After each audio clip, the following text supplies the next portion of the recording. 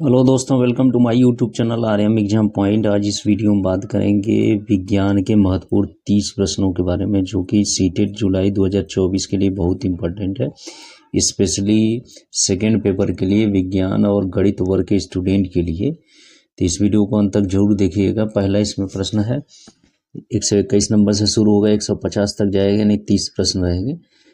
निम्नलिखित में से कौन सा जीवाणु गंगा नदी में पाया जाता है? Coliform, streptococcus, स्टेफाइलोकाकस, diplococcus. तो ऐसा कौन सा जीवाणु जो गंगा नदी में पाया जाता है? वो होता है कोलीफार्म। यानी 121 का कौन सा ऑप्शन सही होगा? पहला ऑप्शन सही हो जाए। 122 है, कच्चे खाद्य पदार्थों में मंड यानी स्टार्च की उपस्थिति का परीक्षण किया जा सकता है। पहला तनु आयोडीन विलयन से, दूसरा तनु HCl विलयन से, तीसरा है तनु NaOH विलयन से, चौथा इनमें से कोई नहीं। तो जो मंड होता है, स्टार्च होता है, उसकी उपस्थिति का परीक्षण किसके द्वारा किया जाता है? वह तनु आयोडीन विलयन से किया जाता है। यानी 122 का पहला ऑप्शन सही हो जाएगा। नेक्स्ट आते हैं 123 प्रश्न, pH बराबर 6 का विलयन प्राप्त करने के लिए pH बराबर 3 के विलयन को कितनी बार तनुकृत किया जाएगा? 2 बार, 10 बार, 100 बार, 1000 बार। तो कितना बार तनुकृत करेंगे? वह 1000 बार तनुकृत करेंगे, क्योंकि pH में 3 का अंतर है, तो 3 का मतलब कि 10 का 3 सांद्रता में परिवर्तन होगा, यानी 1000 बार तनुकृत करना पड़ेगा। 124 प्रश्न, चींटी के डंक में पाया जाने वाला अम्ल होता है इथेनोइक अम्ल, मिथेनोइक अम्ल, सिट्रिक अम्ल, टार्टरिक अम्ल। तो चींटी के डंक में कौन सा अम्ल पाया जाता है? वह मिथेनोइक अम्ल पाया जाता है, यानी दूसरा ऑप्शन सही होगा, 124 का दूसरा। 125 निम्नलिखित में से कौन सल्फाइड अयस्क है? Bauxite, haematite, cuprite, iron pyrite. तो इसमें सल्फाइड अयस्क कौन है? ये चौथा आयरन पायराइट है, इसमें सल्फर पाया जाता है। सल्फाइड अयस्क 125 का चौथा ऑप्शन सही होगा। 126 निम्नलिखित में से कौन विद्युत का कुचालक है? फ्यूज्ड, NaCl, ठोस NaCl, ब्राइन विलयन, कॉपर। तो विद्युत का कुचालक इसमें पहचानना तो कौन है? ये ठोस NaCl विद्युत का कुचालक है। 126 का दूसरा सही हो।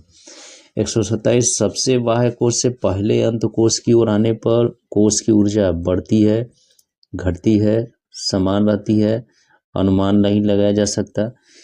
तो सबसे बाहर से अंतर कोश में जाएंगे तो उसकी ऊर्जा क्रम से क्या होती है? हमेशा घटती है। यानी कौन सा ऑप्शन सही होगा? 127 का दूसरा विकल्प सही हो जाएगा। बाहर की तरफ जाएंगे तो ऊर्जा बढ़ेगी, अंदर की तरफ आएंगे ऊर्जा घटेगी। 127 का दूसरा ऑप्शन सही हो जाएगा। 128 है, एक तत्व यक्स जिसकी संयोजकता 3 और 5 है, दोनों स्थितियों में इसके सल्फाइड का सूत्र होगा क्रमशः। तो सल्फाइड यानी सल्फर के साथ यौगिक बनाना है तो यक्स है और क्या है? सल्फर है। तो यक्स की संयोजकता एक बार 3 है, सल्फर की फिक्स रहेगी 2, तो 2 इस पर लिखा जाएगा, 3 इस पर, यानी X2S3 हो जाएगा पहली स्थिति में। और दूसरी में जब 5 रहेगा तो क्या हो जाएगा? X2S5 हो जाएगा। तो यह X2X3 और X2X5 किस वाले ऑप्शन में है? तो देखेंगे इसमें, तो यह चौथा ऑप्शन में है, यानी 128 का कौन सा विकल्प सही होगा? चौथा विकल्प सही हो जाएगा। 129 है, हीमोग्लोबिन की संगठक धातु है CuAl, Zn, Fe। तो ये Fe संगठक घटक है, यानी Fe की मात्रा पाई जाती है। तो 129 का चौथा ऑप्शन सही हो जाएगा। 130 है, वैद्युत तारों के रोधन में क्या प्रयुक्त होता है? Bakelite, isoprene, neoprene, thiokol. तो रोधन में यानी प्रतिरोध के रूप में किसका प्रयोग करते हैं? वह नियोप्रीन का प्रयोग किया जाता है। 130 का तीसरा ऑप्शन सही हो जाएगा। नेक्स्ट आते हैं 131 प्रश्न, पौधों की पत्तियों द्वारा जल के वाष्पित होने की प्रक्रिया कहलाती है? वाष्पन, वाष्पोत्सर्जन, निरार्द्रीकरण, धूम्रीकरण। तो पौधों के पत्तियों से जल के वाष्पित होने की जो प्रक्रिया होती है उसको कहा जाता है वाष्पोत्सर्जन कहा जाता है। यानी कौन सा ऑप्शन सही होगा? दूसरा ऑप्शन सही है। 132 प्रश्न आते हैं, यदि सूर्य से पौधों को उपलब्ध होने वाली ऊर्जा 20,000 जूल हो तो खाद्य श्रृंखला पौधों, हिरण, शेर में शेर को उपलब्ध ऊर्जा होगी 20 जूल, 200 जूल, 2000 जूल, 20,000 जूल। तो जैसे आगे बढ़ेगी 10% ऊर्जा घटेगी, तो पौधे से जब हिरण की तरफ जाएगा 10% ऊर्जा घटेगी, कितना 2000, फिर शेर की तरफ जाएगा तो फिर घटेगी 10%, कितना हो जाएगा 200 जूल हो जाएगा। यानी कौन सा ऑप्शन सही होगा 132 का दूसरा ऑप्शन सही हो जाएगा। ऊर्जा प्रवाह में 10% की कमी होती है। नेक्स्ट आते हैं 133 प्रश्न, कॉपर पाइराइट से प्राप्त होने वाले कॉपर ब्लिस्टर कॉपर कहलाता है। ब्लिस्टर के निर्माण के लिए उत्तरदायी गैस है CO2, CO, NO2, SO2। तो कौन सी गैस ब्लिस्टर कॉपर के लिए उत्तरदायी है, वह है SO2 गैस होती है, यानी चौथा विकल्प इसका सही हो जाएगा। 134 मीथेन, इथेन, प्रोपेन और कीटोन के उनके बढ़ते हुए क्वथनांक के क्रम में व्यवस्थित करें। व्यवस्थित करना है तो इसमें क्या होगा, जैसे जैसे उनका अणु हर बढ़ेगा वैसे वैसे उनका क्वथनांक बढ़ेगा। तो सही क्रम इसका तीसरा रहेगा कि मीथेन से लेकर ब्यूटेन तक क्वथनांक क्या होगा, बढ़ेगा इसका। नेक्स्ट आते हैं 135 प्रश्न, कैल्शियम के एक परमाणु का द्रव्यमान इतना ग्राम है। तो 10 ग्राम कैल्शियम में उपस्थित कैल्शियम परमाणुओं की संख्या होगी, तो उसकी संख्या निकालना है। तो कितना आएगा इसका, निकालेंगे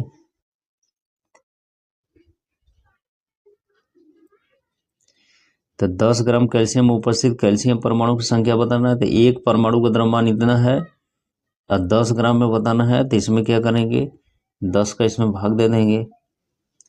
10 में कितने का भाग दे देंगे, 10 ग्राम में इतना का भाग दे देंगे 6.64 गुणे 10 गते -23 का भाग दे देंगे इसमें। अब इसी को सॉल्व करेंगे तो हम लोग का आंसर कितना आ जाएगा, 1.5 गुणे 10 गते 23 आ जाएगा, प्लस में आ जाएगा। यानी कौन सा विकल्प सही होगा, पहला वाला विकल्प सही होगा, 135 का पहला। 136 है, एक धातु यक्ष जो प्रतिक्रिया श्रृंखला में निचले क्रम पर पाई जाती है, इसे इसके यौगिकों द्वारा प्राप्त किया जा सकता है। पहला गर्म करके अपचयन द्वारा, दूसरा अपचायक पदार्थ के साथ गर्म करके, तीसरा विद्युत अपघटनी अपचयन द्वारा, चौथा उपरोक्त में से कोई नहीं। तो सक्रियता श्रेणी में सबसे नीचे है, यानी कम सक्रिय है, बहुत कम सक्रिय है, तो उसको गर्म करके अपचयन द्वारा अलग किया जा सकता है। यानी 133 का कौन सा ऑप्शन से होगा, पहला, 136 का पहला। नेक्स्ट आते हैं 137। जल में घुली निलंबित अशुद्धियों को अलग करने की प्रक्रिया मानी जाती है। लोडिंग, अनलोडिंग, आसवन, अलवणीकरण। तो जल में जो घुली निलंबित अशुद्धियां हैं उसको अलग करने की जो क्रिया है वह क्या कहलाती है, वह आसवन कहलाती है। यानी 137 का कौन सा विकल्प सही होगा, तीसरा। 138 निम्न में से कौन से यौगिक सदृश श्रेणी के हैं। सदृश श्रेणी का मतलब सजाती श्रेणी के, तो इसमें से पहचानेंगे तो सजाती श्रेणी में इसमें तीसरा वाला आता है C2H6O तथा C4O। यानी ये होता है C2H5OH, इसको लिख सकते हैं। दूसरा यौगिक क्या लिख सकते हैं, CH3OH। ये एल्कोहली समूह के यौगिक हैं, एक ही श्रेणी है, सजाती श्रेणी। तो ये तीसरा विकल्प सही हो जाएगा। नेक्स्ट आते हैं 139 पर 500 किलोग्राम द्रव्यमान की एक गाड़ी घोड़े द्वारा 4 मीटर प्रति सेकेंड स्क्वायर के त्वरण से खींची जाती है। घोड़े द्वारा लगाया गया बल होगा। तो यम बराबर क्या होता है, फार्मूला यम गुणे ए। तो यम का मान कितना रखेंगे, 500 किलोग्राम, ए कितना हो जाएगा, 4 हो जाएगा, 4 × 5 = 20, यानी 2000 न्यूटन आ जाएगा। तो कौन सा ऑप्शन सही होगा, 2000 न्यूटन। ही पहला ऑप्शन सही होगा, 139 का पहला विकल्प सही हो जाएगा। 140 है, 2 किलोग्राम द्रव्यमान का एक पिंड 490 जूल गतिज ऊर्जा के साथ ऊपर की ओर फेंका जाता है। वह ऊंचाई जहां पिंड की गतिज ऊर्जा प्रारंभिक मान की आधी हो जाएगी, इसमें है कितना हो जाएगा, इसका सही विकल्प हो जाएगा 12.25 मीटर आ जाएगा, 140 का दूसरा ऑप्शन। अब गतिज ऊर्जा है, इसका वेग निकाल लेंगे, फिर अधिकतम ऊंचाई जहां पर उसके प्रारंभिक मान का गतिज ऊर्जा का आधा रहेगा, तो वहां से कैलकुलेट करेंगे तो 140 का विकल्प कौन सा आएगा, दूसरा आ जाएगा।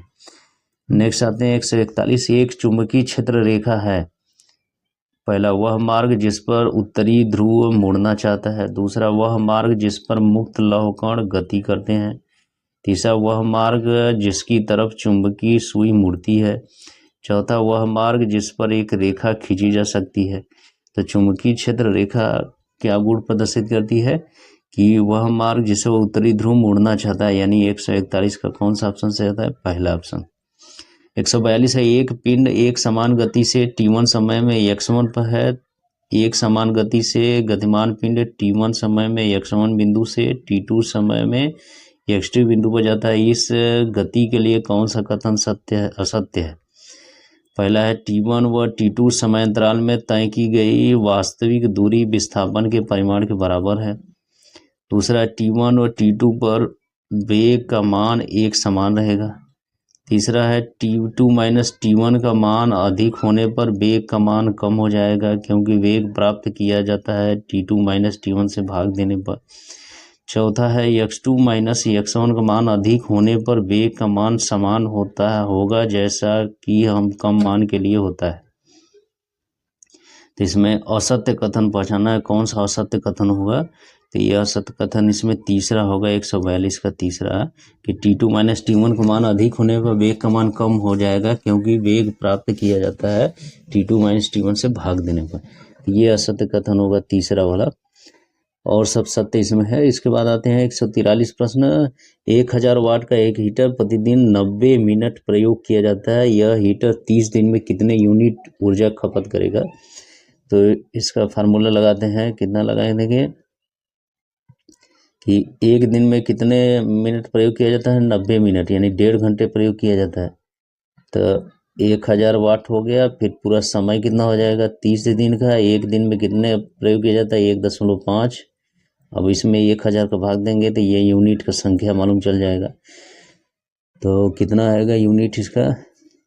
इसको काट पीट देंगे, 1000 से 1000 कट जाएगा, ये 15 दिया कितना हो जाएगा? 45 हो जाएगा, 10 खत्म हो जाएगा, यानी 45 यूनिट आएगा। यानी पहला ऑप्शन इसका सही होगा, 143 का पहला ऑप्शन। नेक्स्ट आते हैं 144। यदि पृथ्वी का व्यास वर्तमान मान का 2 गुना हो जाए तथा द्रव्यमान अपरिवर्तित रहे तो किसी पिंड का भार पृथ्वी की सतह पर होगा? 8वां भाग, चौथा भाग, आधा, कोई परिवर्तन नहीं। तो इसमें सही विकल्प कौन सा आएगा? 8वां भाग हो जाएगा, यानी पहला इसका विकल्प सही है 144 का पहला, क्योंकि व्यास का मान 2 गुना करेंगे तो उसका घनत्व, भार जो होता है भार के बराबर होता है। तो भार निकालेंगे तो उसमें आयतन की जरूरत होती है, तो आर क्यूब त्रिज्या का क्यूब हो जाएगा, तो इसलिए 8वां भाग उसका हो जाएगा। 144 का कौन सा विकल्प होगा? पहला ऑप्शन। नेक्स्ट आते हैं 145। एक धारा प्रवाह में समर्थ चालक पर लगने वाले बल की दिशा का निर्धारण कैसे होगा यदि चालक चुंबकीय क्षेत्र में रखा हो?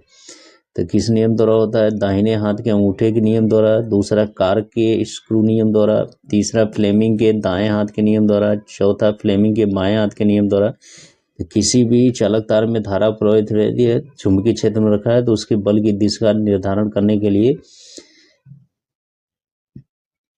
कौन से नियम का प्रयोग किया जाता है इसमें? तो वो फ्लेमिंग के बाएं हाथ के नियम का प्रयोग किया जाता है, यानी 145 का कौन सा ऑप्शन सही होगा? चौथा। 146। प्रकाश की स्थिति के अनुसार आंख का कौन सा भाग समायोजित किया जा सकता है? आइरिस, रेटिना, प्यूपिल या पुतली, लेंस। तो कौन समायोजित किया जाता है? वह किया जाता है प्यूपिल या पुतली, जिसको नेत्र तारा कहते हैं, इसको समायोजित किया जा सकता है, छोटा बड़ा हो जाता है। 146 का कौन सा ऑप्शन से होगा? तीसरा। नेक्स्ट आते हैं 147। चंद्रमा पर वायुमंडल अनुपस्थित है क्योंकि पहला, यह पृथ्वी के निकट है, दूसरा, यह पृथ्वी की परिक्रमा करता है, तीसरा, इसका गुरुत्वीय त्वरण कम है, चौथा, इसका गुरुत्वीय त्वरण अधिक है। तो उसके चारों तरफ वायुमंडल नहीं है, तो इसका कारण क्या है कि इसका गुरुत्वीय त्वरण कम है, यानी कौन सा ऑप्शन सही होगा? 147 का तीसरा विकल्प सही हो जाएगा। 148। यदि 2 पिंडों का द्रव्यमान आधा कर दिया जाए तो उनके बीच लगने वाला गुरुत्वाकर्षण बल हो जाएगा 2 गुना, 4 गुना, चौथाई, आधा। तो कितना हो जाएगा? चौथाई हो जाएगा, क्योंकि द्रव्यमान आधा आधा करेंगे दोनों का 1/2 1/2, तो गुणा होगा द्रव्यमान के गुणनफल के समानुपाती होता है, इसलिए 1/4 इसका हो जाएगा। 148 का तीसरा। 149 आते हैं। प्रिज्म से गुजरने पर श्वेत प्रकाश की किस किरण में अधिकतम विचलन होगा? लाल में, पीला में, नीला में, बैंगनी में। तो किस रंग में विचलन सबसे अधिक होता है? वह होता है बैंगनी रंग में सबसे अधिक विचलन होता है, बैंगनी रंग सबसे नीचे प्राप्त होता है। 150 प्रश्न आते हैं, एक पिंड वृत्ताकार पथ पर गति कर रहा है जिसके द्वारा तय की गई दूरी समय के अनुक्रमानुपाती है। पिंड गति कर रहा है शून्य वेग से, नियत चाल से, एक समान वेग से, नियत त्वरण से। तो ऐसी स्थिति में जो पिंड होता है वह नियत चाल से गति कर रहा होता है, यानी 150 का दूसरा ऑप्शन सही हो जाएगा। तो इस तरह से इस वीडियो में कुल 30 क्वेश्चन के बारे में डिस्कस किए जो कि विज्ञान के क्वेश्चन है और सीटेट जुलाई 2 पेपर के लिए बहुत ही इम्पोर्टेंट है। तो यदि ये वीडियो अच्छा लगा तो मेरे चैनल को सब्सक्राइब करें, वीडियो को लाइक शेयर करना ना भूलें। Thank you.